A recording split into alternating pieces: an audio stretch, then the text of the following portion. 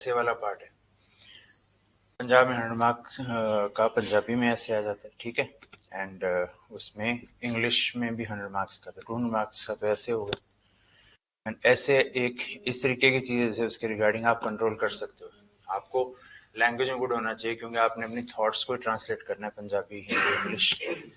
तो उस thought process के लिए एक रॉ मटेरियल और वो चीज़ें क्या रहेंगी, उसके लिए आप एक रूटीन में, रेगुलरिटी में रहोगे, कंसिस्टेंसी में रहोगे, तो बेनिफिट मिलेगा ऐसे उसमें। आप में से कितने हैं जो रेगुलर न्यूज़पेपर पढ़ते हैं? पढ़ते हैं कोई?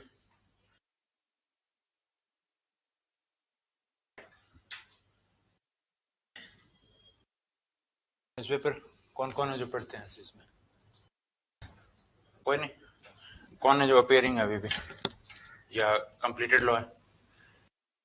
अपेयरिंग है, ठीक है। लास्ट ईयर है, ओके। तो एक सफिशिएंट टाइम है कि आप अभी स्टार्ट ले रहे हो, तो उसके रिगार्डिंग तो हैबिट्स जो अभी बनेंगी वही आगे जाके बेनिफिट करेंगे इसे, उसके रिगार्डिंग। लैंग्वेज है चाहे कुछ है, क्योंकि ये काइंड ऑफ 5 to 6 months वाला टाइम है ऐसे उसके अंदर, तो उसमें वो चीज़ें आई जाएंगी इसे उसमें, उनमें वो आप उन चीज़ों को कवर अप कर लेना उसके अकॉर्डिंग। फैमिली लॉ का पार्ट है ऐसे, फैमिली लॉ में 2 सब्जेक्ट बेसिक है।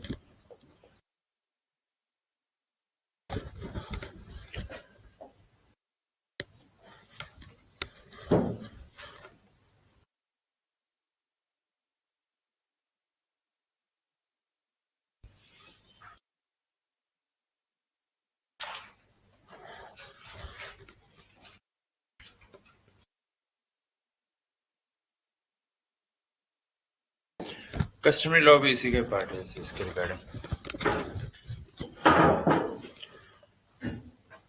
ये तीनों को कंबाइन है, वो सारा पार्ट एक फैमिली लॉ का पार्ट बनता है ऐसे।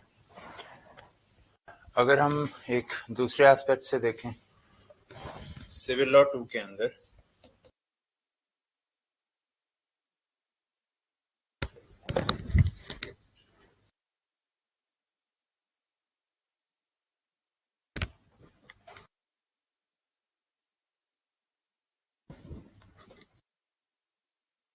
ये मेजर है फैमिली लॉ के जो सब पार्ट्स हैं पिछले में बताए, वो वाले इसके साथ में रहेंगे। ये टोटल मेंस के पॉइंट ऑफ व्यू से बात कर रहा हूँ, 200 मार्क्स इसमें जो अकेला ये है यार, मिनिमम मतलब यहाँ तक जाता है 150 to 160 मार्क्स मेंस के अंदर, बाकी 40 मार्क्स में ये पार्ट है। तो ये इंपॉर्टेंस है इसके रिगार्डिंग। एज सच छोटे सब्जेक्ट्स ही हैं ऐसे compare to CrPC, IPC, CPC, but अगर प्रोपोर्शनेटली रेशियो देखो तो उनसे ज्यादा मार्क्स का आता है, ठीक है। प्री में कितने क्वेश्चन रहते हैं, कोई आइडिया? मेरे को पॉइंट वही है ना कि पता नहीं क्या गैप्स हैं या क्या है, या तो सारे का सारा पार्ट हो तो मैं मान के चलूँ मैंने ये सारा कुछ बताना है। समटाइम आई अज्यूम की कोई दूसरी क्लास होगी तो आपको आइडिया होगा, वो वाला पार्ट रहता है। कितने क्वेश्चन रहते हैं प्री में, पंजाब में, हरियाणा में? 125। सारों को नहीं आइडिया था भाई आप करने क्या चाह रहे हो, आपने कहाँ पहुंचना है, कैसे तो बात एक अलग है, कहाँ पहुंचना है और वहां पे क्या होगा, वो चीजें तो एक मेंटली जो प्रिपरेशन होती है। आप अपने लॉ के एग्जाम में होते हो ना, भी 10 क्वेश्चन आते हैं, पहला है वो कंपलसरी है, बाकी में ऑप्शन रहेगा, ऑप्शन में हमने ये करना है, ये छोड़ना है, ये माइंडसेट तो बना ही होता है ना शुरू से। फर्स्ट ईयर में बन गया, सेकंड ईयर में बन गया, तो यहाँ पर भी तो कुछ कुछ वैसा माइंडसेट, मेंटली प्रिपरेशन तो चाहिए ना आपको, कि आपने कहाँ पहुंचना है और वहां पे कैसे होगा, कैसे जाया जाएगा, वो तो एक जर्नी है, प्रोसेस है, कोचिंग है, और वो वाला पार्ट रहेगा उसमें। 125 क्वेश्चन रहते हैं पंजाब एंड हरियाणा में, 4 मार्क्स ईच वाला पार्ट रहता है, ठीक है। अब whether constitution is part of mains और नॉट, हरियाणा एंड पंजाब में नहीं है, ठीक है। हिमाचल में है, राजस्थान में है, कॉन्स्टिट्यूशन है, उसका पार्ट है ऐसा उसके रिगार्डिंग। दिल्ली वाला है, उसमें वैसे जीके एंड करंट अफेयर का अलग से पेपर होता है, तो उसमें आता है। उसमें जैसे अब फिर से वही चीजें डिटेल, मेंस में हरियाणा एंड पंजाब में 3 लॉ के पेपर रहते हैं, civil 1, civil 2 and criminal law, ठीक है। 200 मार्क्स ईच। देन लैंग्वेज का मैंने जस्ट अभी बताया आपको इसके रिगार्डिंग। दिल्ली के अंदर लॉ के पेपर के अलावा जो current affair and GK 250 marks का रहता है, ठीक है। उसमें करंट अफेयर और स्टैटिक जीके, और जो मैंने अभी इसलिए पूछा था आप में से न्यूज़पेपर वगैरह कितने पढ़ते हैं ऐसे, तो जो चीज़ें चल रही होती हैं उनके रिगार्डिंग वो भी पार्ट रहते हैं, और वो शॉर्ट ऐसे टाइप के रहते हैं। उसमें 30 मार्क्स, 40 मार्क्स, और 40 मार्क्स में फॉर एंड अगेंस्ट आपको व्यूज देने, 20 मार्क्स ईच हो जाएगा ऐसे, ठीक है। जो भी डिबेटेबल इशू कुछ चल रहा हो, उस टाइप की जो चीज़ें चल रही हैं उस टाइप, तो उनके लिए आपका व्यू पॉइंट या थॉट्स इसलिए न्यूज़पेपर से बनती है। कोई भी एक न्यूज़पेपर, कोई भी एक ऐसी मैगजीन जिसके अंदर national, international persons, places in news, sports, थोड़ा मतलब उसमें डिटेल में ऑलमोस्ट हर महीने 5, 7, 8, 10 पेज का आता हूँ। उसको जो भी एग्जाम आना है उससे एटलीस्ट 6 मंथ्स प्रायर स्टार्ट कर लेते हो, तो जब एग्जाम आता है तब पैनिक नहीं होते, क्योंकि आप पहले से फाउंडेशन बनी हुई है, नहीं होगा उसके रिगार्डिंग। वही एस्पेक्ट रहता है कि जो बच्चा मेंस के लिए थोड़ा सा उस तरीके से प्रिपेयर्ड रहता है, तो प्री होने पर एकदम से या एग्जाम आने पर पैनिक में नहीं आता है। एग्जाम आ गया, आई एम प्रिपेयर्ड, फ्री हो गया, आई एम प्रिपेयर्ड। एक बच्चा नहीं प्रिपेयर्ड है, कर लेंगे, आएगा तब कर लेंगे। जिस दिन आया था नोटिफिकेशन, अब हरियाणा में वही हो रहा है, नोटिफिकेशन आया, उन्होंने 3 मार्च प्री की डेट दे दी। कहाँ भागेगा, क्या करे, कैसे करें, प्री का पढ़ें, कैसे पढ़ें, फिर एक टारगेट जो मन में आया वो प्री कर लेते हैं, प्री होगा तब मेंस की पढ़ेंगे। प्री का रिजल्ट उसके 20-25 दिन बाद आया, 30 दिन बाद, उसके फिर से 1.5 महीने बाद मेंस फिर से रख दिया। अब फिर से भैया 1.5 महीना रख दिया, 50 दिन मान लेते हैं, 10 दिन एक पेपर के। सिविल लॉ 1 में कितने सब्जेक्ट्स हैं? 10। सीपीसी हो जाएगा एक दिन में। क्रिमिनल लॉ 3 दिन में एविडेंस और हो जाएंगे 10। इसके लिए भी 5 दिन में हिंदू लॉ, मुस्लिम लॉ, कस्टमरी, या 6 दिन में करूँ, 3 या 4 दिन में इनको भी करूँ, ऐसे। और वो फिर वही जो मैंने आपको दिखा दिया भाई, टाइम का फिर क्या बनेगा। इसलिए शुरू से जितनी कंसिस्टेंसी रखोगे वो बेनिफिशियल रहेगा उसके रिगार्डिंग। जो जो सब्जेक्ट्स होता है उसको साथ साथ में कोप अप करते रहो, ठीक है। प्रीवियस ईयर के सॉल्व क्वेश्चन पेपर्स वगैरह हैं वो अपने पास में रख लो, कि जो टॉपिक हो उसके कैसे क्वेश्चन आते रहें, उसको निकालो, whether you are capable of answering और नॉट, वो चीज़ें आ जाएंगी इससे उसके रिगार्डिंग, ठीक है। तो वो चीज़ें उसमें है, तभी मैंने पॉइंट वही था ना कि कुछ हो गए हैं क्लासेस, कुछ होनी है, अब क्या है, अब ये जनरल बातें हैं। अब इसका तो मैं अभी आपको 15 मिनट में बता दूंगा, बाकी डिटेल में क्लासें होनी ऐसा कोई वो नहीं है चीज़ें वैसे उसके रिगार्डिंग। बट एक जनरल व्यू पॉइंट भी आपको क्या और कैसे करना, वो तो सारे सब्जेक्ट्स के लिए जनरली रहेगा ना ऐसे। अब ये चीज़ें, ये जितना शुरू से आप करोगे तो वो आप साथ साथ में कवर अप करते रहोगे जैसे उसके रिगार्डिंग, ठीक है।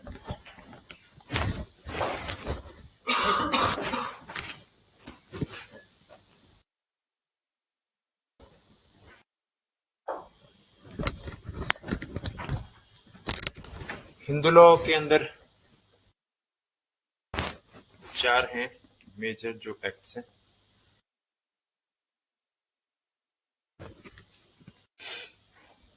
हिंदू मैरिज एक्ट हो गया, Hindu adoption and maintenance act, Hindu succession act, and Hindu minority and guardianship act. ये 4 मेजर हैं ऐसे इसमें। जुडिशरी वाला जो पार्ट है अब इसमें आ गई चीज़ें, तो इनमें अकेले सिर्फ मतलब ये वाले एक्ट इनके साथ नहीं चलता, जैसे एचएमए है तो स्पेशल मैरिज एक्ट है, उसको भी रेफरेंस देना पड़ता है। How many of you know कि जैसे मेंस के टाइम पे bare acts are also available, idea है? पेयर एक्ट्स आपको मेंस के टाइम पर मिलते हैं, ठीक है। तो वो एक स्ट्रेटेजिक तरीके से तैयार रहती है कि क्या चीज़ों में इंटरप्रिटेशन रहती हैं, क्या चीज़ें जो होती हैं कि as it is what is given in the bare act that is the law, और उसमें ज़्यादा इंटरप्रिटेशन नहीं होती। वो भी उसी चीज़ का पार्ट होता है कि आपने किस पे स्ट्रेस देना है, किसका हाँ ये ठीक है मेरे को पता है पेयर एक्ट होगा, मैं वैसे कर सकता हूँ, ये वाला पार्ट। अब एक्स्ट्रा मैं लिख रहा हूँ, आप मान के चलो ये सिलेबस और ये वाला पार्ट, स्पेशल मैरिज एक्ट ऐसा सिलेबस में नहीं है, बट आ जाते हैं क्वेश्चन जैसे इसके regarding. Even prohibition of child marriage act ये भी है। आनंद मैरिज एक्ट है।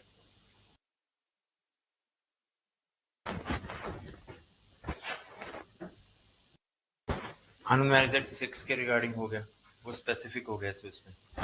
तो ये शॉर्ट फॉर्म में है जैसे कहने को, और इनके जो एक्ट है वो आपको वहां पर मिलते हैं उसके साथ में। Hindu adoption and maintenance act है, जुवेनाइल जस्टिस एक्ट पहले 2000 का था, अब 2015 का है। उसके अंदर अडॉप्शन स्पेसिफिक हो गया। ये स्पेशल लॉ है, ये जनरल लॉ है। This is applicable only to Hindus, this is applicable to all religion. सभी को अलाउ करते हैं इसके रिगार्डिंग। HSA है थोड़ा सा, इसमें इंडियन सक्सेशन एक्ट है, उसका रेफरेंस आता है ऐसे। If a marriage is under SMA, then ISA applies. If marriage is under HMA, then HSA applies. ये वाला पार्ट रहता है इसमें। Hindu minority and guardianship act है, इसमें गार्डियंस एंड वार्ड्स एक्ट है 1890 का। वो अभी भी कहीं ना कहीं एप्लीकेबल है, इसके साथ में पैरेलली रीड होता है। ये भी बेयर एक्ट मीन्स में मिलता है। अब दिखने में तो ये चार हैं और ये इतने सारे और भी हैं इसके। एक आधा हो सकता है मैं भूल गया हूँ, जैसे कि इसमें protection of women from domestic violence, ठीक है, live in is covered under this, ये वाला पार्ट आ जाएगा इसमें।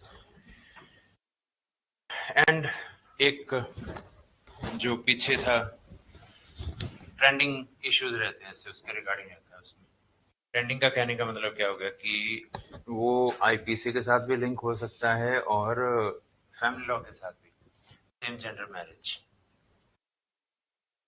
दोनों के साथ में लिंक है उसका।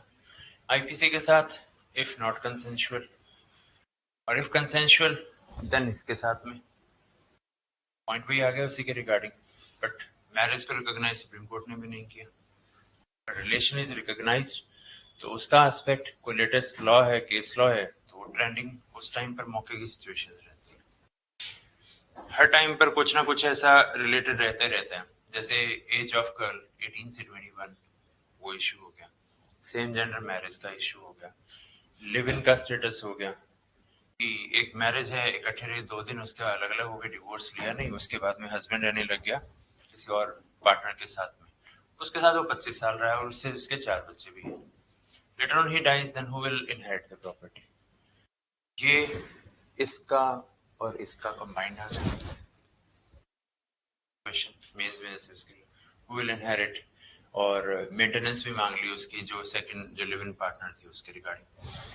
ये कंबाइंड हो गया, तो indirectly it is part of your syllabus, ये चीजें रहेंगी। अब यही राजस्थान में स्पेसिफिकली पार्ट है, दिल्ली में स्पेसिफिकली है, हिमाचल में भी स्पेसिफिकली, हरियाणा पंजाब में है नहीं, बट इनडायरेक्टली उसका पार्ट है। तो यही पार्ट है जो मैं बोल रहा हूँ कि आपको एक कोरिलेट करने पड़ेंगे, और प्रीवियस ईयर अगर होगा तो आपको आइडिया ये कौन सा क्वेश्चन है, कौन से एक्ट का, कुछ माइंड तो काम करेगा, क्लास चल रही है, आगे टीचर से पूछो। तो इस तरीके से लिंक है। कस्टमरी लॉ हिंदू लॉ के रिगार्डिंग, जैसे हिंदू लॉ पहले क्या था, खुद ही कस्टमरी लॉ था। मैरिजेज होती हैं वो कैसे होती हैं, कस्टम के अकॉर्डिंग। अब कस्टम के एसेंशियल आपने पढ़े होंगे, लॉ भी पढ़ा होगा आपने, ज्यूरिस्प्रूडेंस भी पढ़ा होगा। ज्यूरिस्प्रूडेंस में कस्टम के कोई एसेंशियल बता दो मेरे को।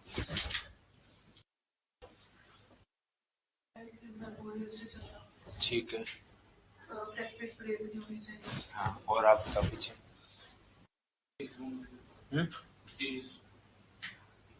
नहीं, कस्टम का एसेंशियल, एनी आइडिया? क्योंकि ज्यूरिस्प्रूडेंस में भी आता है आपके, और आपका हिंदू लॉ का सब्जेक्ट है उसमें भी आता है।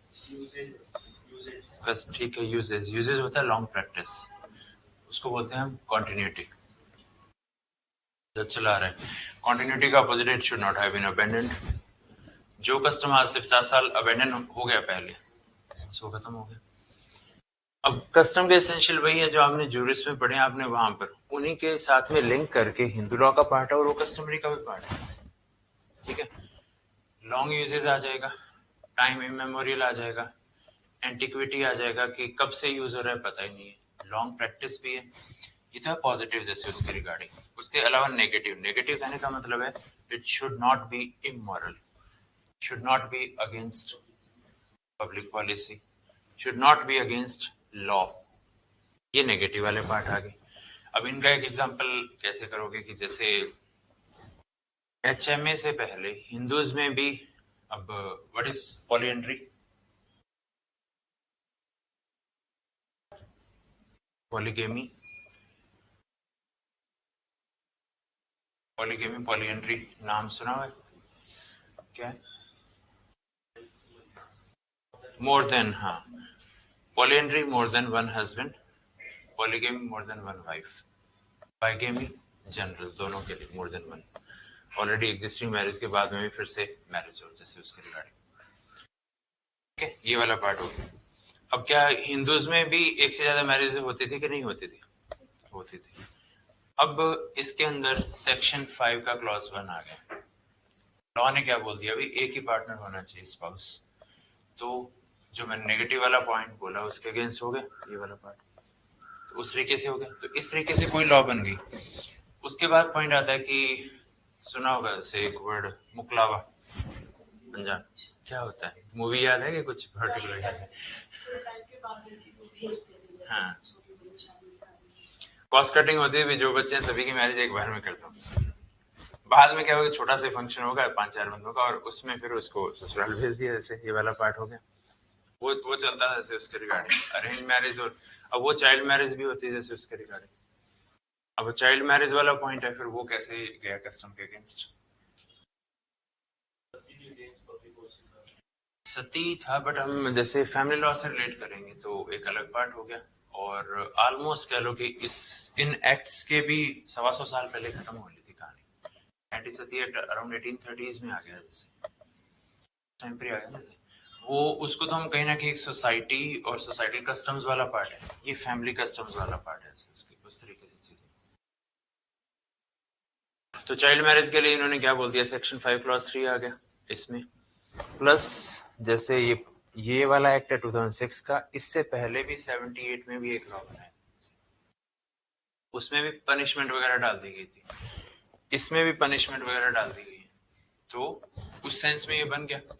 अब उसी चीज के ऊपर क्या हो गया कि जैसे आईपीसी का है सेक्शन 375, उसमें एक्सेप्शन 2 है। क्या है, कुछ idea?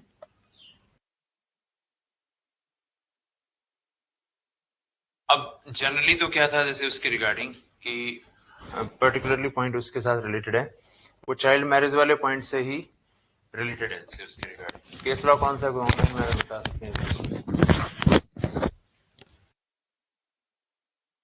Independent thought versus union of India का केस है, कुछ आइडिया? हाँ, वो क्या था?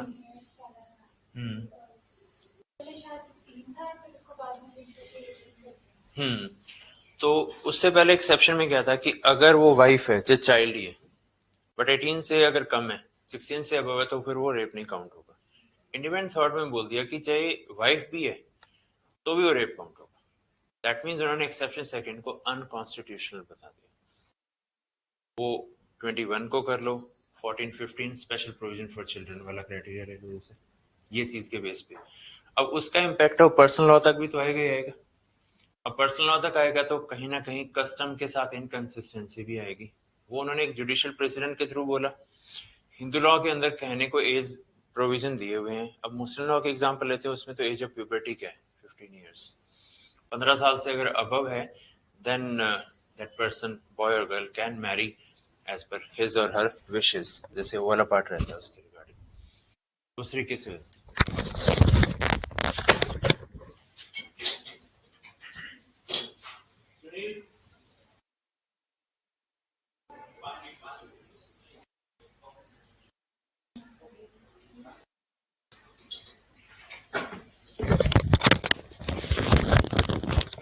पॉइंट वही था ना इसके रिगार्डिंग अनकॉन्स्टिट्यूशनल। उसको जब एक्सेप्शन को किया तो अब ये वाइफ है, वाइफ क्या आईपीसी कोई रिलीजन स्पेसिफिक है? जनरल लॉ है, क्राइम के पर्पज के सभी के ऊपर अप्लाई होता है। तो फिर उसी की एप्लीकेबिलिटी सभी पे होनी चाहिए, जैसे वो वाला क्राइटेरिया भी अप्लाई होता है। तो इनकंसिस्टेंसी वो कहां पर आ गई? इसके साथ आगे कि नहीं आगे? Hindu law was customary majority, but that was codified.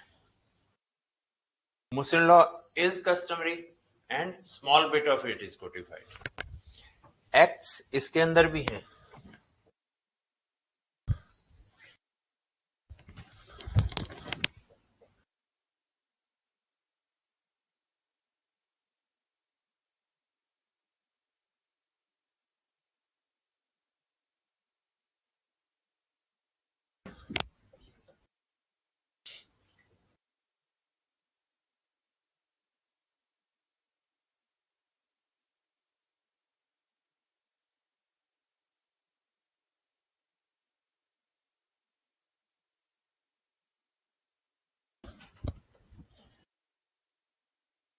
एक का सिर्फ नाम ही लिख के छोड़ रहा हूँ, मेंशन करना.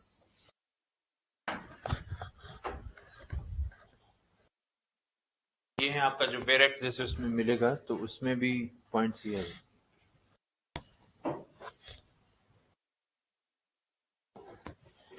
काजी एक्ट है, सिर्फ एक काजी के रिगार्डिंग और क्वालिफिकेशन और उसके रिगार्डिंग जैसे बताता है. ठीक है, एक छोटा सा पॉइंट हो गया. शरीयत एक्ट है, ये एक बैकिंग देता है कस्टम्स को. जो कस्टम चले आ रहे थे, जैसे आपको कॉन्स्टिट्यूशन में एक 370 सबको पता है, 372 क्या कुछ आइडिया? 372 है. अब कॉन्स्टिट्यूशन पहले आया कि आईपीसी, एविडेंस कॉन्ट्रैक्ट वगैरह पहले आए थे?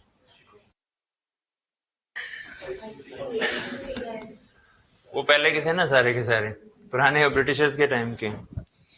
तो उसमें पॉइंट वही था जैसे उसके रिगार्डिंग उन पुरानी सभी लॉज को बैकिंग 372 से दी गई है. जिन जिन सब्जेक्ट के ऊपर नया लॉ नहीं बन जाएगा, जो लॉज इंडिपेंडेंस से पहले के चल रहे हैं वो वैसे चलते रहे.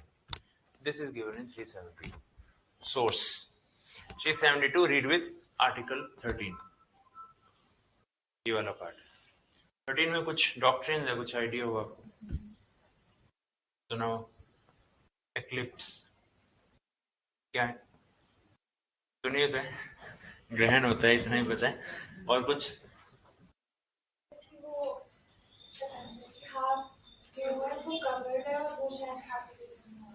न्यू लॉ जब तक नहीं आ जाता तो पुराने वाला फोर्स में रहेगा. न्यू आ जाएगा तो अगर कोई इनकंसिस्टेंसी होगी तो न्यू वाला तो वेट करेगा. देखो, कॉन्स्टिट्यूशन बाद में है, उसके अंदर पार्ट 3 है जिसमें फंडामेंटल राइट्स है.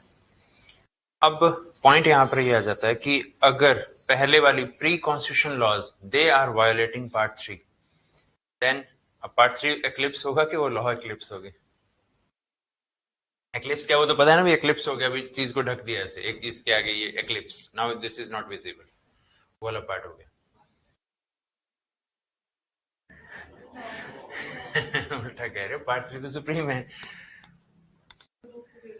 हाँ, part 3 will prevail and the pre-constitution law will be eclipse as if वो law exist ही नहीं करती.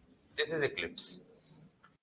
क्योंकि पार्ट 3 है fundamental right, they are supreme, they are against not only individual, they are against the states also. ठीक है, union के against भी, central governments के अगेंस्ट भी ऐसे. तो पार्ट 3 अगर सुप्रीम है तो वो क्या करेगा, वो एक्लिप्स कर देगा पहले वाले लॉ को. जैसे ये वाला पार्ट था, उसमें ये मेंशन किया, क्योंकि एक्लिप्स का पार्ट है वो बेसिक फंडामेंटल राइट्स क्या है, बेसिक जो फंडामेंटल्स है, नाम ही जैसे उसी में शो हो रहा है, जो एक पर्टिकुलर सोसाइटी की, इंडिविजुअल की डेवलपमेंट के लिए और सारा कुछ चाहिए, वो चीजें.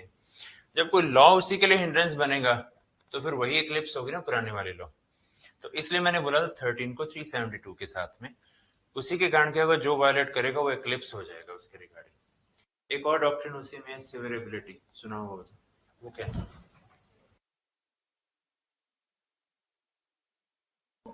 अनकॉन्स्टिट्यूशनल उसको अलग कर दो, अगर दूसरे वाला उसके बिना स्टैंड मतलब वही बात है ना कि ग्राउंड फ्लोर और फर्स्ट फ्लोर है. फर्स्ट फ्लोर हटा के ग्राउंड फ्लोर तो रह सकता है, ग्राउंड फ्लोर हटा के फर्स्ट फ्लोर तो नहीं रह सकता. तो इफ एनी पर्टिकुलर प्रोवाइजो और प्रोविजन, सिंगल क्लॉज हटा के वो लॉ है वो वैसे की वैसे एग्जिस्ट कर सकती है, तो हम उसको सेवियर कर देंगे. This is severability. और उसका ग्राउंड भी क्या है, because that is violative part. Severability का भी वही ग्राउंड है, एक्लिप्स का भी वही ग्राउंड है. ठीक है, और इसीलिए मैंने उसको बोला था 372, और 372 क्या कहता है, प्री कॉन्स्टिट्यूशन लॉ और उनके रिगार्डिंग। तो अब उसमें पॉइंट वही था उसी के रिगार्डिंग कि जैसे इसमें शरीयत एक्ट में उन्होंने बोल दिया जो कस्टम से कस्टमरी लॉ के कोडिफाइड तो है नहीं, वो एज इट इज कॉन्टिन्यूटी में रहेंगे। शरीयत एक्ट में यही बात बोली गई इसमें। अब ये चीजें चलती रही जैसे इसके रिगार्डिंग मेजॉरिटी कस्टमरी लॉ है। अब इसके रिगार्डिंग ट्रिपल तलाक की कोई जजमेंट जो आई थी जिसने ट्रिपल तलाक को अनकॉन्स्टिट्यूशनल बोला था, नाम कुछ आइडिया है? था लास्ट शायरा शहर बानो, बानो के ही कई केस हैं, तो दूसरा इधर आएगा। शहर Bano versus union of India में ट्रिपल तलाक को अनकॉन्स्टिट्यूशनल बोला। फिर अगेन क्वेश्चन वही आ गया, why it was held unconstitutional? Because फिर से वही पॉइंट, पार्ट 3 आर्टिकल 21 आर्टिकल 15, ठीक है ये वाले, क्योंकि वही पार्ट 3 के साथ जो भी लॉज होती है ना अनकॉन्स्टिट्यूशनल डिक्लेयर होती हैं, वो फंडामेंटल राइट को वायलेट करती हैं या बेसिक स्ट्रक्चर ऑफ कॉन्स्टिट्यूशन को करती है, तो ये अनकॉन्स्टिट्यूशनल होती है। बेसिक स्ट्रक्चर सुप्रीम है, पार्ट 3 सुप्रीम है, और वो कॉन्सोनेंस में काम करते हैं। बेसिक स्ट्रक्चर सारा पार्ट 3 में नहीं आता, इसलिए हम बेसिक स्ट्रक्चर की बात करते हैं उस तरीके से। जैसे इंडिपेंडेंस ऑफ जुडिशरी, ये पार्ट 3 में थोड़ा है, बेसिक स्ट्रक्चर का पार्ट है। बट जो इंडिविजुअल फ्रीडम्स हैं, लाइफ एंड पर्सनल लिबर्टी के रिलेटेड है, वो सारे पार्ट 3 के अंदर फॉल करते हैं। तो वही आ गया था इसी के रिगार्डिंग। तो इसमें भी उसी पार्ट 3 के बेस पे कॉन्स्टिट्यूशन डिक्लेयर किया गया। शहरबानो की जजमेंट आई, फिर ये एक्ट आ गया। इस एक्ट में ट्रिपल तलाक को पनिशेबल भी बना दिया गया। तो इसीलिए उसमें जैसे मॉडर्न सोर्सेज हैं कस्टम्स के, वो क्या क्या होते हैं? जजमेंट्स। ये जजमेंट एक सोर्स ऑफ लॉ नहीं बन गई? शहरबानो की judgement became a source of this law. इसके regarding justice, equity and good conscience, judicial precedents, ये जो चीजें थी। तो जजमेंट आई जस्टिस इक्विटी के बेस के ऊपर भी, ये गलत हो रहा है, ऐसा नहीं होना चाहिए, हलाला और उसके बेस पे जैसे वो वाला पार्ट हो गया। और फिर वही जजमेंट के बेस पे नई लॉ बन गई जिसमें अब ट्रिपल तलाक को पनिशेबल बना दिया गया, कॉग्निजेबल ऑफेंस बना दिया गया, वो वाला पार्ट हो गया। 86 एक्ट है। This was also result of अब वो जो जजमेंट आप बोल रहे थे वो वाली शाहबानो, मोहम्मद अहमद खान वर्सेस शाहबानो बेगम। उसमें भी इश्यूज यही आ गए थे कि दैट सीआरपीसी का सेक्शन 125 है मेंटेनेंस का, that is applicable to Muslims और नॉट। तो उसमें कोर्ट ने, सुप्रीम कोर्ट ने बोल दिया था यस इट इज एप्लीकेबल। अब this was very badly drafted law. Interpretation बाद में गुड वाला पार्ट कर दिया कि इसकी एक तरीके से लिबरल इंटरप्रिटेशन कर दी गई है, वो वाला पार्ट है। जजमेंट में बोला गया यस सीआरपीसी अप्लाइज। इसमें एक्ट में ये बोला गया if husband says yes then only applies. ये दो लाइन में आप समझ लो कि इस लॉ का पर्पस क्या हुआ। बैक टू कस्टम्स ले जाने की वही वाला पार्ट हो गया, उसी के रिगार्डिंग।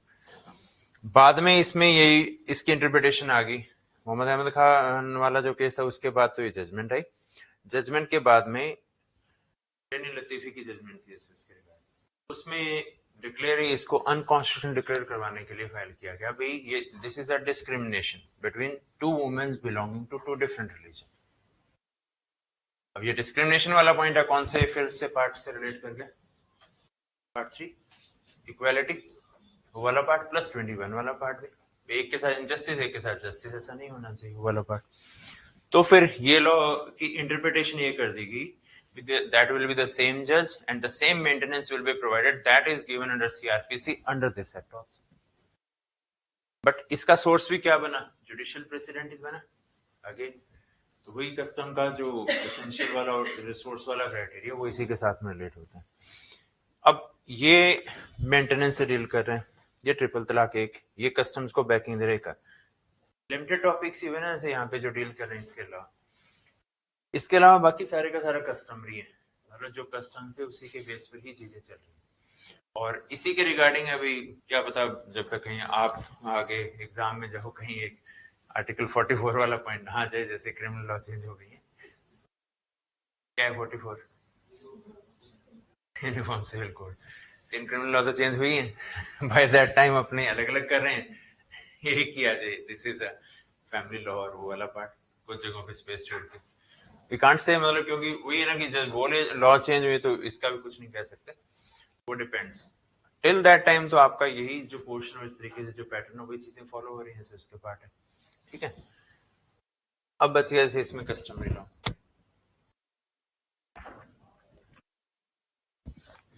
एक एस्पेक्ट ऐसे इसके रिगार्डिंग की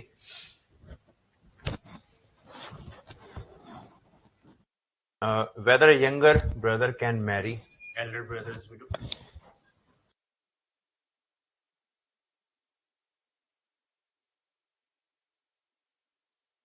Elder brother's widow जैसे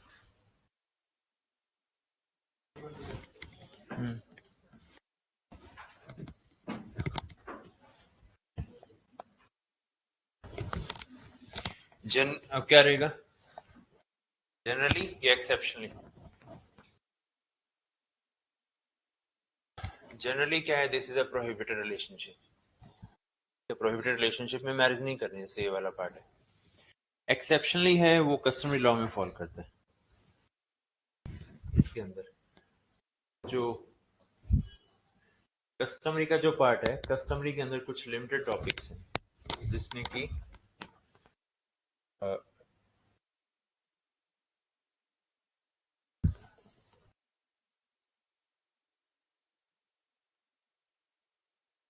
form of customary form of marriage, customary form of divorce, customary form of adoption,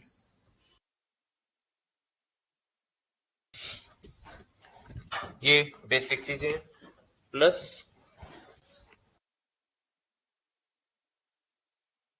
custom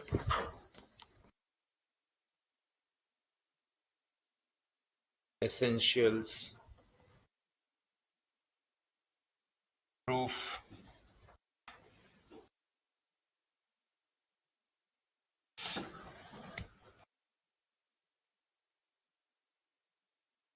relevancy, ये पार्ट भी इससे रिलेटेड है। जैसे ये लिमिटेड टॉपिक्स हैं, जैसे इसके अंदर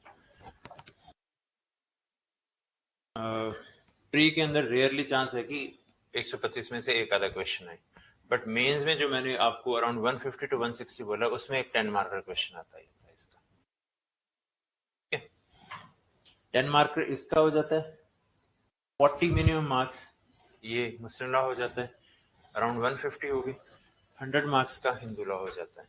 हिंदू लॉ के अंदर मैंने आपको ट्रेंडिंग और वो चीजें इसलिए बोली हैं उसके रिगार्डिंग जो अलग चलती है, मेंटेनेंस और उसके रिगार्डिंग। एक जनरल एस्पेक्ट जैसे कि मैरिज होगी तो मैरिज के बाद में जैसे उसमें मेंटेनेंस वाला पार्ट होता है, जैसे क्या करें,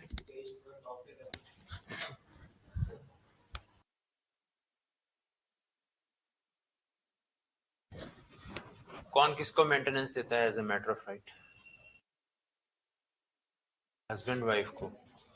अब ये एस्पेक्ट है उस पैट्रियार्किकल सोसाइटी का एक रिप्रेजेंटेशन नहीं है, ये वाला पार्ट जैसे उसके रिगार्डिंग। कस्टम की हम बात करते हैं, जनरली अब पॉइंट वही है, कौन किसके घर पे जाके रहता है, वाइफ हस्बैंड के। अब कब फर्स्ट टाइम भाई ये प्रोसेस स्टार्ट हुई, कस्टम स्टार्ट हुई, कांट से कस्टम है ना, ये चला आ रहा है जो चीजें, कब से चला आ रहा है, वी कांट से, वही हो गया, कंटिन्यूटी होगी, अबैंडन नहीं हुआ है, सारे फॉलो करते हैं और वो वाला पार्ट हो गया। तो मैरिज के पार्ट में ही यही चीज ही आ गई और वो थॉट प्रोसेस एक कस्टम बन गया, आप कुछ भी आप कह लो उनको उस तरीके से उसके कस्टम ही है। अब मैरिज वाला पार्ट जैसे हम बात करें, मूवीज में जैसे होता है कि सिंपली कट किया और put the blood in the vermilion, या फिर थोड़ा इकट्ठा किया लकड़ी वगैरह और वहां पे यूट्यूब पे लगा दी और 7 के 14 ले लिए उन्होंने, फिर हो गई मैरिज, हो जाएगी, क्या होगा फिर, हो गए 7 नहीं, हमने 14 किए हैं, मंत्र वही तो चल रहे थे। अब फिर ऐसा क्या है फिर इन चीजों में पीछे, तो वो वो कस्टम वाला पॉइंट है, एक सैंक्टिटी बनी है ना उसके रिगार्डिंग, एक सैंक्शंस है, और रिलीजियस सैंक्शंस वाला criteria, that is a custom basically. Custom के ऊपर वो क्वेश्चन मार्क वाला पार्ट है, वो तभी आएगा जैसे हम बात करते हैं कि इमोरलिटी और वो चीजों जैसे रिलेट कर रहे हैं। इमोरलिटी है, पब्लिक पॉलिसी वाला क्राइटेरिया हो गया, उन चीजों को अगर कोरिलेट करें तो अब लॉ बन गई। अब इनमें अब फिर क्या होगा, इनके रिगार्डिंग कोई लॉ तो नहीं है वैसे देखा जाए तो, किसने किसके घर पे जाके रहना। जनरली मैंने आपसे पूछा था, मेरे husband will be giving the maintenance to the wife and the children, ये जनरली हो गया, ये चली आ रही है ना, चीजें चली आ रही है, that mean that was a custom. But आज की डेट में क्या वाइफ हस्बैंड को मेंटेनेंस दे, ये भी हो सकता है। अब रूटीन में हम बात करते हैं कि हाउस होल्ड और रियरिंग अप ऑफ चिल्ड्रन, अब जनरली किसकी ड्यूटी है, कस्टम है ना, कस्टम वाला पॉइंट है। बट कस्टम की एक्सेप्शन भी तो हो ही सकती है, वो वाला पार्ट है, क्योंकि जब हम कॉन्स्टिट्यूशन की बात कर रहे हैं, इक्वालिटी की बात करते हैं, तब वो चीजें आती है कि यस वो वाला पार्ट है, वो एक आपस में म्यूचुअल अंडरस्टैंडिंग है और को एग्जिस्टेंस है, जिसमें भी कौन काम कर रहा है, जैसे वो मूवी है, कौन सी काइंड की है, कौन सी नहीं थी ये कैसे करके, हाँ, तो वो वाला पार्ट ये है, कहने का मतलब को एग्जिस्टेंस और वो पार्ट है। तो पॉइंट यहाँ पर ये आ गया कि जैसे मेंटेनेंस का इशू, मेंटेनेंस के लिए अब क्या बेसिक रिक्वायरमेंट होगी कि the person is unable to maintain himself और हरसेल्फ। हिंदू मैरिज एक्ट के अंदर husband and wife both are entitled to claim maintenance from the spouse, ठीक है। अब इसमें भी पॉइंट क्या आ जाएगा, अगर हम पीछे चलें थोड़ा, तो जनरली फिर भी कस्टम के अकॉर्डिंग कौन किसको मांग रहा है, वाइफ हस्बैंड से। अगर हस्बैंड मांगता है तो अब वही फिर से कस्टम और सोसाइटल बैकलैश वाला बना, अच्छा अब अपनी वाइफ से तुम मेंटेनेंस लोगे, कमा नहीं सकते, और वो वाला पार्ट है, वो वाला पार्ट भी हो गया। बट लॉ के अकॉर्डिंग क्या है, यस कैन क्लेम रिलेशनशिप, और उसी के बेस पे जैसे वो चीजें आ जाएंगी। फिर अब उसके अंदर क्या कर दिया कि लेटेस्ट में जैसे ऑलमोस्ट 2-3 साल पहले की जजमेंट है, एक रजनीश वर्सेस नेहा, उसमें ये बोल दिया गया कि भाई आपको एक एफिडेविट देना पड़ेगा, आपके नाम कोई प्रॉपर्टी नहीं है, आपका कोई सोर्स ऑफ इनकम नहीं है वगैरह, therefore you are claiming maintenance, और कल को वो जो एफिडेविट है that will be treated as an evidence, और अगर वो झूठा निकल गया then you can be punished also. वो एक चेक लगाने के लिए है ना, कि हो सकता है वाइफ के नाम पर भी प्रॉपर्टीज हो, फिर भी मेंटेनेंस मांगी जाए, खुद जॉब या हाई सैलरी हो हस्बैंड से भी, फिर भी उससे मांगी जाए। तो ये चीजें भी क्या हुई है, डेवलपमेंट ऑफ टाइम, मतलब कस्टम था भी husband will be giving maintenance, but हो गया क्या, थोड़ा सा चीजें कहीं ना कहीं वो भी होगी कि मिसयूज वाला जो हम वर्ड यूज करते हैं उसके रिगार्डिंग, उससे रिलेटेड सीआरपीसी वगैरह में भी जजमेंट आई। कोई जजमेंट का नाम बता सकते हो? 498A आईपीसी का केस भी हो गया। 498A क्या है, क्रुएलिटी, वाइफ टू हस्बैंड और हस्बैंड टू वाइफ, अगेन क्या है, बोथ है, जेंडर न्यूट्रल है, यही तो फिर से वो जेंडर स्पेसिफिक भी क्यों है, कस्टम्स के कारण है ना, कस्टम्स के कारण ही ना वो जेंडर स्पेसिफिक, अगेन वो बना दिया गया प्रोटेक्शन के लिए। बट डेवलपमेंट ऑफ सोसाइटी का क्या उसके सारे यूज थे क्या, कोई मिसयूज नहीं था, मिसयूज वाले पॉइंट भी आए ना उसी के रिगार्डिंग। तो फिर प्रेसिडेंट, जुडिशियल जो बोल रहे थे हम, कंसाइंस एंड इक्विटी और वो सारा क्राइटेरिया, जस्टिस इक्विटी, वो भी आ गए।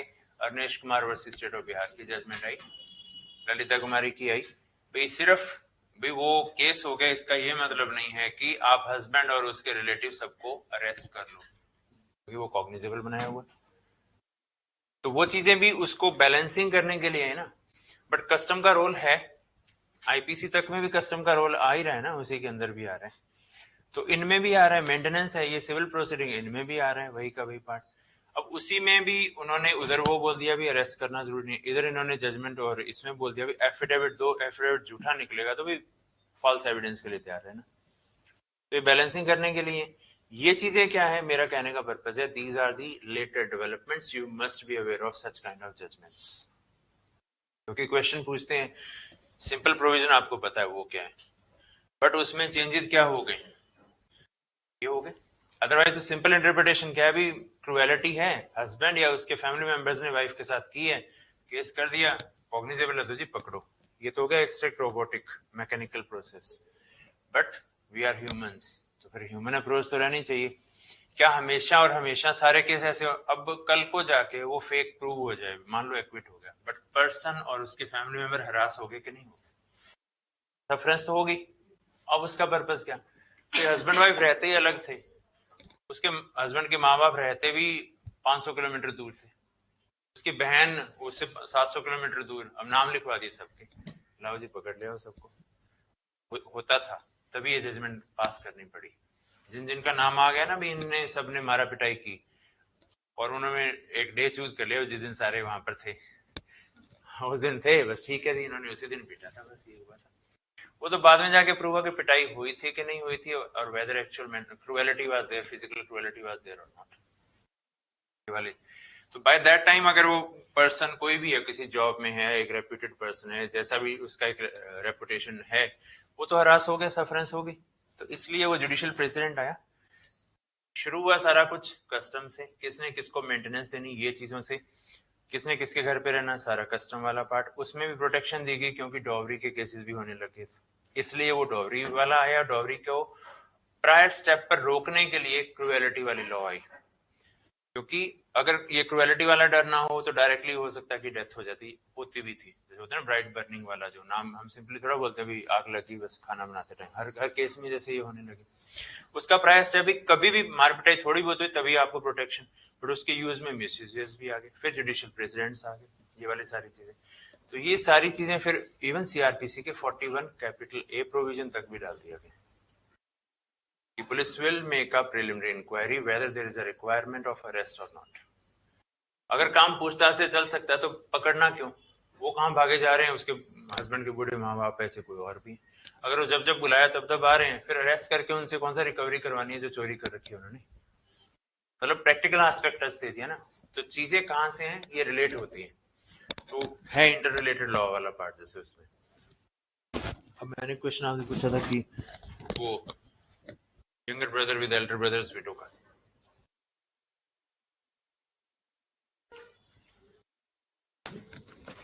क्या होगा,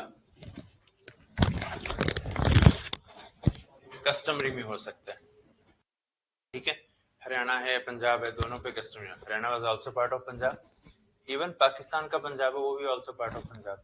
तो उनमें वो 100 साल पहले, 200 साल पहले, और आज के डेट में भी ऐसे हैं, जैसे दो ब्रदर्स हैं, बड़े ब्रदर की डेथ हो गई है, छोटा है और है, यंगर ब्रदर इज अनमैरिड, तो वो दोबारा से रिहेबिलिटेट करना उन्होंने उसी फैमिली को, उसी फैमिली के अंदर एडजस्टमेंट, उस सेंस में। अदरवाइज लीगली देखें वो प्रोहिबिटेड रिलेशंस की कैटेगरी में, कस्टमरी में वो चीज अलाउ है, ठीक है।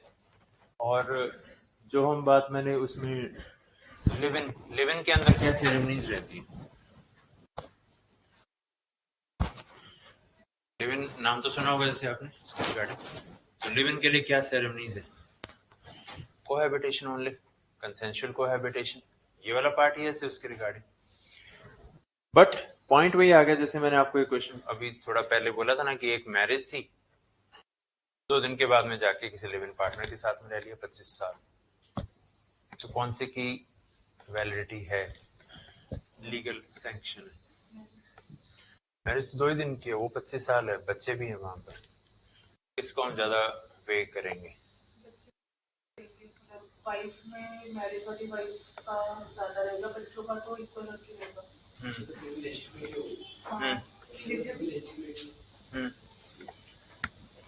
अब विडो के स्टेटस में कौन आएगी, 2 है ना वहां पर अभी, क्योंकि उसको शेयर मिलना है ना प्रॉपर्टी का, बंदा कोई विल बना के नहीं गया।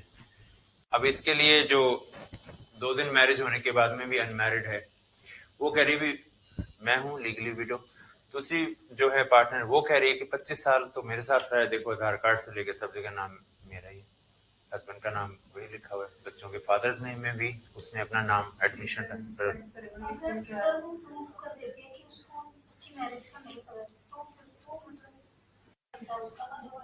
बट अगर हम 2 विडोज की बात करते फिर अगेंस्ट लॉ हो जाएगा, लॉ को फिर हम इतना लिबरल भी नहीं कर सकते, वो वाला क्राइटेरिया बनता है, क्योंकि लॉ तो एक कोर्स पर ही चलेगी ना, एक पर्टिकुलर पार्ट पे, जैसे उसके अकॉर्डिंग और एक दूसरा पार्ट ये भी बन जाता है कि अगर हम उसमें लिव इन के अंदर कोई कस्टमर कुछ भी नहीं है ऐसे उसके रिगार्डिंग, अगर हम उसको ज्यादा वे कर दिया लीगल मैरिज से, फिर तो लॉ की जरूरत ही क्या है, मैरिज एक्ट नाम की चीज की जरूरत ही नहीं है। तो लिव इन हमेशा remains secondary to the law, secondary religion. ठीक है, उन्होंने उसको रिकॉग्नाइज इसलिए कर दिया, मान लो there is only a single relationship and that is a live in relationship. 2 दिन वाली मैरिज है ही नहीं, सिर्फ और 25 साल वाली लिव इन ही है। अब जब डेथ हुई, उस हस्बैंड के मदर ने या ब्रदर ने या फादर ने उन्होंने कहा प्रॉपर्टी हमारी, शादी थोड़ी हुआ है इसके साथ। नाउ दैट क्वेश्चन अराइजेस, वहां पर हम लिव इन को आगे ले आएंगे। पॉइंट समझ रहे हैं उसके regarding, we are giving a recognition to the particular relationship, तो वो लिव इन वाला पार्ट आ जाए। ये चीजें क्या है, केस लॉज के थ्रू है और ये डिटेल में आना, मैंने आपको एक ओवरव्यू दिया है कि क्या है। तो live in is recognized when contrary is not proved. Contrary क्या है, मैरिज, ये वाला पार्ट रहेगा इसमें। उसमें वो बच्चे भी लेजिटिमेट है और वो लीगली विडो में भी फॉल करेगी, ठीक है, क्योंकि सारा कुछ वैलिड हो जाएगा उसके केस में। बट अगर पहले मैरिज है तो मैरिज को प्रिवेल ओवर कराया जाएगा, दूसरों को उनको हम प्रायोरिटी नहीं दे देंगे, ठीक है, मेंटेनेंस के राइट दे देंगे वगैरह वगैरह, वो चीजें आ सकती है कहीं हद तक। हाँ जी, अगर जो अभी अपने एग्जांपल के उसमें जो मैरिज है वो थ्रू कस्टम हुई है, लेकिन दोनों 18 बिलो थे, तो मैरिज हुई है, उसके बाद वो लिव इन में ऐसे रहने लग गया, तो फिर कौन सा रिलेशनशिप है? अब देखो चाइल्ड मैरिज के regarding, child marriage is not a void marriage, it is a as per Hindu marriage act तो वैलिड मैरिज है। और ये जो लॉ है ना, इसमें वॉइडेबल है, वॉइडेबल है after attaining the particular age with in 2 years। तो वो जो जब साल निकल गए, दैट मीन्स वो जब उस टाइम पीरियड में अवॉइड नहीं किया, फिर स्टेटस क्या हो जाएगा, वैलिड। टाइम निकल गया, लिमिटेशन दिया था, तो चाइल्ड मैरिज फिर वैलिड ही मानी जाएगी। तो इसीलिए वही पॉइंट है ना कि इसके रिगार्डिंग कि अब चाइल्ड भी है तो भी वैलिड में फॉल करेगा। किसी को मैरिज वर्ड आ गया तो उसी में प्रिवेल और कंटिन्यूटी में रहेगा। इसमें मेंटेनेंस के प्रोविजन भी हैं और अडॉप्शन के भी हैं। जुवेनाइल जस्टिस एक्ट है, इसमें क्रिमिनल लॉ के अकॉर्डिंग भी प्रोविजन दिए गए हैं कि जुवेनाइल कौन है, child in conflict with law है वो कौन है, ऐसे ये चीजें मेंशन की गई है। अडॉप्शन वर्ड है वो as such Hindu adoption maintenance act में नहीं डिफाइंड है, अडॉप्शन वर्ड है वो जेजे एक्ट में डिफाइंड है कि जो बायोलॉजिकल पेरेंट्स या कोई बायोलॉजिकल पेरेंट्स डेड हैं, कोई और केयर टेकर है, उनसे अगर कोई और पर्सन अपनी फैमिली में लेके जाता है पर्सन को, फॉर ऑल पर्पसेस फिर उसका स्टेटस फैमिली पर्पज से उससे अटैच हो जाएगा, नई वाली फैमिली में, ट्रांसप्लांटेड फैमिली के अंदर चला जाएगा। जब उसमें चला गया तो सारे के सारे रिलेशन भी उसी तरीके से बन जाएंगे उसके रिगार्डिंग, तो ये उसमें प्रोवाइडेड है। एचएसए और इंडियन सक्सेशन एक्ट में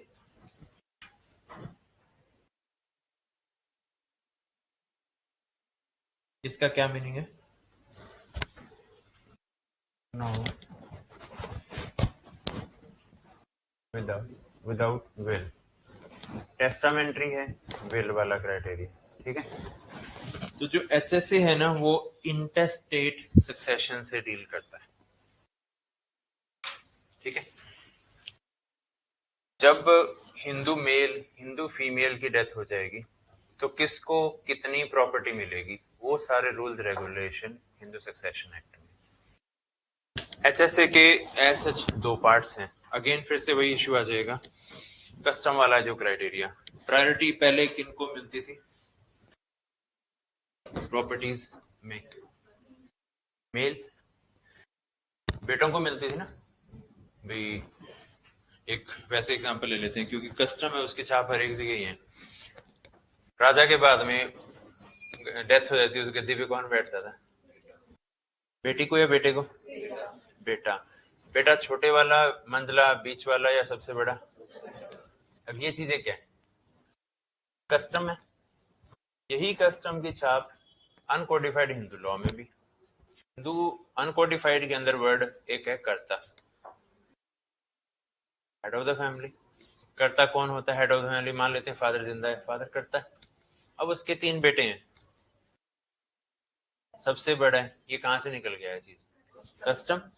तो वही जो किंगशिप और वहां पे चीजें चलती थी वही चीजें फिर फैमिली में, जैसा यथा राजा तथा प्रजा, वो वाला जो वर्ड बोलते हैं ऐसे उसके रिगार्डिंग, तो उसी तरीके की चीजें वहां पर भी थी, वो वाला पार्ट भी होता है।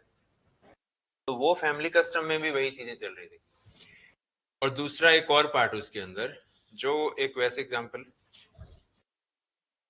ले क्यों अभी ले आना, भूल मत जाना। राजा बन गया, उसके बाद में भी कंट्रोल सारे जो उसके ऊपर छोटों का भी रहता था कि सारे के पे कंट्रोल, मेन जो राजा बन गया,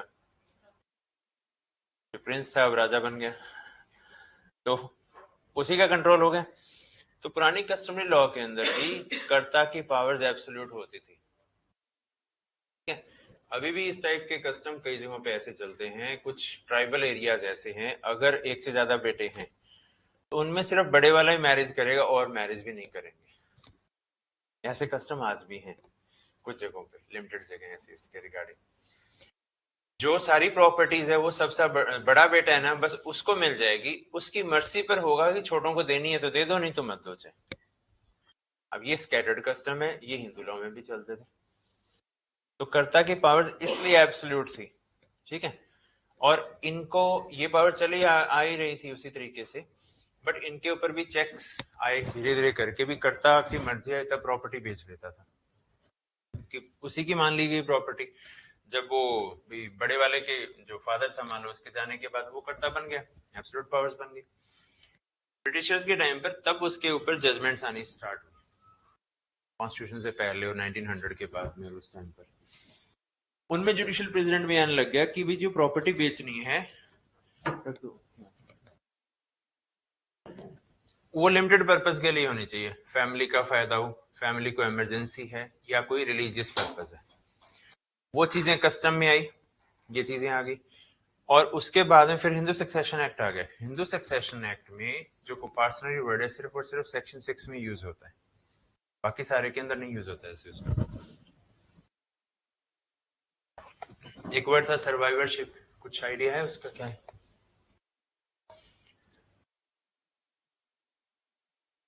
जो बच के प्रॉपर्टी उनमें बढ़ जाएगी।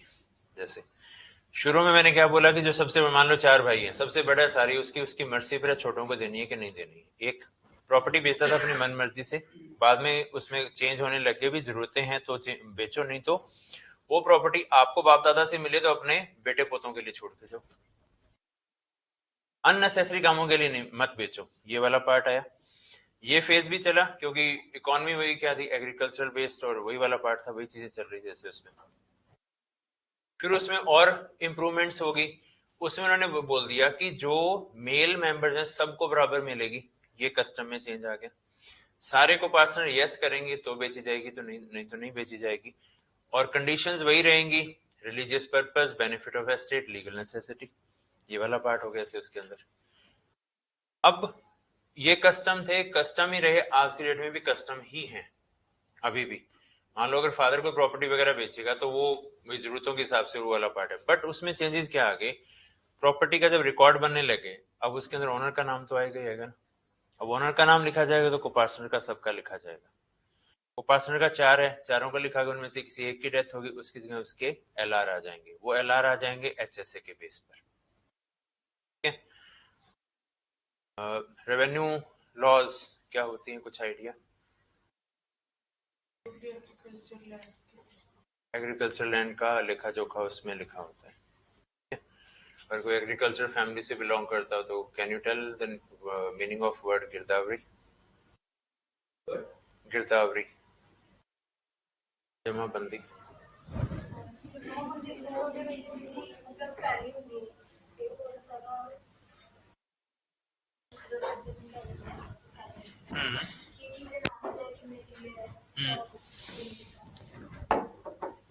जैसे एक आइडेंटिफिकेशन होती है, मैं एग्जांपल देता हूँ आपको। मान लो कि चंडीगढ़ में हम यहाँ पर बैठे, चंडीगढ़ चलो स्टेट नहीं, यूटी सेक्टर 36, उसका एससीओ नंबर जो भी है, ये एक 3 हम आगे आइडेंटिफिकेशन किया ना, वैसे ही क्या है, जमीन की भी एक आइडेंटिफिकेशन होती है। पंजाब, उसके अंदर पटियाला डिस्ट्रिक्ट का एक गांव, उस गांव के अंदर 80 मुरब्बे हैं। एक मुरब्बे के अंदर कितने एकड़ होते हैं? 25। तो उसका 76 नंबर मुरब्बा, उसका 32 नंबर किला। इतनी आइडेंटिफिकेशन होगी। जैसे हम बात करें वर्ल्ड वाला पार्ट आ जाए, वर्ल्ड में इंडिया आ गया, इंडिया में पंजाब आ गया, और एक पिन पॉइंट होगी ना सारी की सारी चीजें। ऐसा ही उसमें जमाबंदी में लिखा होता है, गांव का नाम, तहसील का नाम, डिस्ट्रिक्ट का नाम, स्टेट का नाम। स्टेट के ऊपर ही आ जाएगा, तो वो आइडेंटिफिकेशन होगा। फिर उसके अंदर वो आगे आगे आगे चला जाए। अब आगे जाके ऑनर वाला और वो क्राइटेरिया रहेगा, ऑनर का वो आ गया। अब मैंने जो पॉइंट बोला था, सबको बराबर जानी है जैसे प्रॉपर्टीज, तो सबको बराबर जो जानी है, इसको जॉइंट फैमिली प्रॉपर्टी बोलते हैं, और जो रेवेन्यू रिकॉर्ड में इसको साझा खाता बोलते हैं। ठीक है, साझा खाता वो होता है जिसका पार्टीशन नहीं हुआ होता है। पार्टीशन हो जाएगा तो प्रॉपर्टी की आइडेंटिफिकेशन हो जाएगी। जैसे एक एग्जांपल ले लो, 100 एकड़ जमीन है, उसके अंदर मैंने आपको एग्जांपल दी, 4 भाई थे और एक भाई की डेथ हो गई। अब उसकी वाइफ और 2 बच्चे हैं। अब किसकी कितना कितना शेयर बन गया? 25 एकड़ ईच हो रहा है। अब उसके वाइफ और उसके 2 बच्चों को बराबर मिलना है, ऑलमोस्ट 8 से ऊपर ऊपर थोड़ा सा, 8 पॉइंट समथिंग एकड़। अब वो 8 पॉइंट समथिंग एकड़ कौन सा है, ये आइडेंटिफिकेशन अभी नहीं हो पाएगा क्योंकि पार्टीशन नहीं हुआ है। समझ रहे हो पॉइंट को? But we can say yes 1/4 share each, and one, उसमें भी 1/4 का 1/3 और हो जाएगा। Widow, son, daughter are having कितना? 1/12 ईच। तो जो खाते के अंदर जो मेंशन किया जाएगा वही चीज मेंशन होगी कि A 1/4, B 1/4, C 1/4, D dead, तो उसके आगे उनको 1/12 ईच। जिस दिन उन्होंने बांट लिया भाई ये वाले मेरे, ये वाले तुम्हारे, फिर वो नया जमाबंदी का रिकॉर्ड नए एकड़ का बन जाएगा। तब तक वो 100 एकड़ का साझा चलता रहेगा सारे के सारे। जब कभी ये नेशनल हाईवे अथॉरिटी का लैंड एक्विजिशन का कोई आए ना न्यूज़पेपर में, उसको पढ़ के देखना। अगर पिछले 60-70 साल से होता क्या है कि भाई उस टाइम मान लो कोई 8-10 किले जमीन थी, तो आज की डेट में हो सकता है कि वो 1000वें हिस्से पे भी चले गए, क्योंकि इतने तो आगे पॉपुलेशन चली गई होगी, जैसे ये वाला पार्ट हो जाएगा। अगर वो ज्यादा एकड़ होगी तो कुछ 2 डिजिट तक वाले खाते में होंगे। कहने का मतलब है कि उन्होंने अपना वो अलग अलग खाता नहीं करवाया, पार्टीशन नहीं करवाया।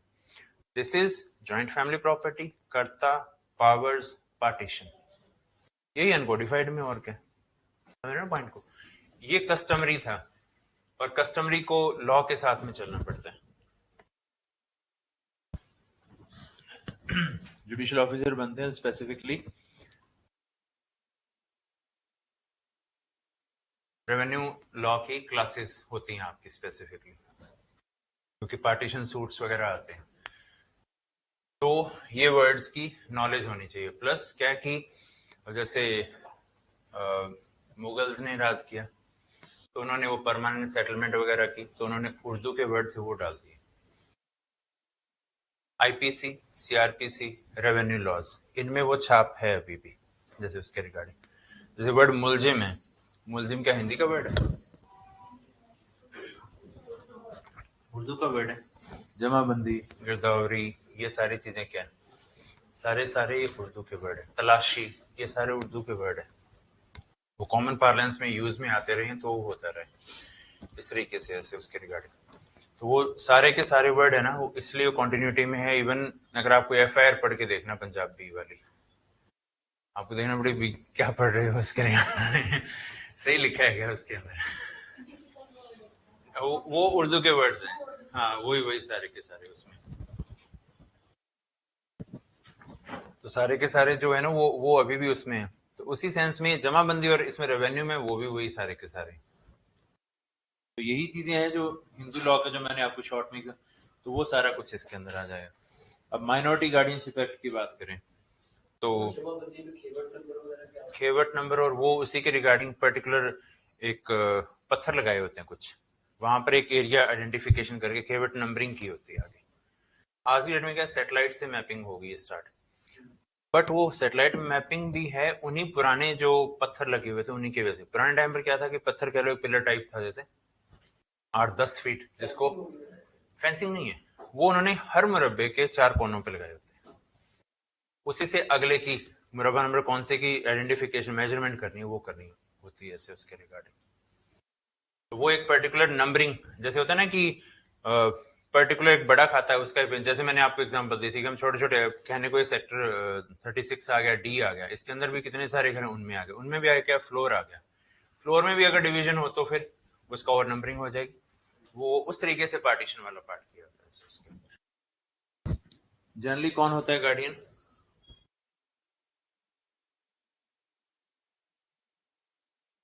पुराने टाइम पर सारा कुछ कौन डिसाइड करता था बच्चों के लिए? फादर। अभी फादर एंड मदर जो बेस्ट टेक केयर करे, जो बेस्ट वेलफेयर सोचे या बेस्ट वेलफेयर के लिए एक्ट करे, वो गार्डियन होगा ऐसे उसके रिगार्डिंग, उस तरीके से रहेगा ऐसे। तो ये तो छोटा सा एक्ट है, इसमें 13 सेक्शन है, ज्यादा नहीं है। तो इसमें अगर हस्बैंड वाइफ या फादर मदर भी अगर ढंग से ना केयर कर रहे हो तो किसी और को भी कंट्रोल दिया जा सकता है उसका बच्चे का। गार्डियन एंड वार्ड्स एक्ट में कंबाइन क्यों बोला गया है? बच्चे की प्रॉपर्टी है, वो कोर्ट की परमिशन से ही ट्रांसफर कर सकते हो। उसमें बच्चे का क्या फायदा है या बच्चे को क्या जरूरत है, ये बातें उसमें बताई गई हैं उसके रिगार्डिंग। इसमें भी केस लॉ बेस्ड ही चीजें नहीं आई थी इसके रिगार्डिंग। जुडिशियल प्रेसिडेंट्स थे पुराने, उनके बेस पे फिर आगे कस्टम में भी फेरबदल होगी, फिर लॉ आ गई, फाइनली फिर लॉ है उसको उस तरीके से फॉलो किया जा रहा है इसमें।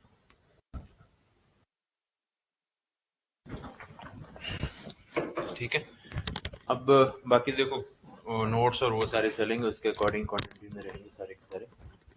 कुछ और पूछना आप बताइए। Hindu law is lengthy then Muslim law, क्योंकि उसमें लॉ भी है थोड़े कस्टम वाला पार्ट और वो चीजें भी रहेंगी, और एक कस्टमरी लॉ है ये भी इसी का पार्ट है, इम्पोर्टेंट भी है क्योंकि ज्यादा उसमें रहेंगी चीजें से उसके रिगार्डिंग। फर्द जमाबंदी जैसे ये ऑनलाइन में, जैसे आज के डेट में ऑनलाइन है, पंजाब में जैसे पीछे था जिसमें कि वो पंजाबी लैंग्वेज को प्रॉपर पंजाबी वर्ड्स को उनकी जगह यूज करना है, वो आ जाएगा। फिर सिंपल लैंग्वेज भी हो सकती है उसके रिगार्डिंग। जैसे जमीन हम बोलते हैं रहन रखी है, रहन वर्ड क्या है? गिरवी।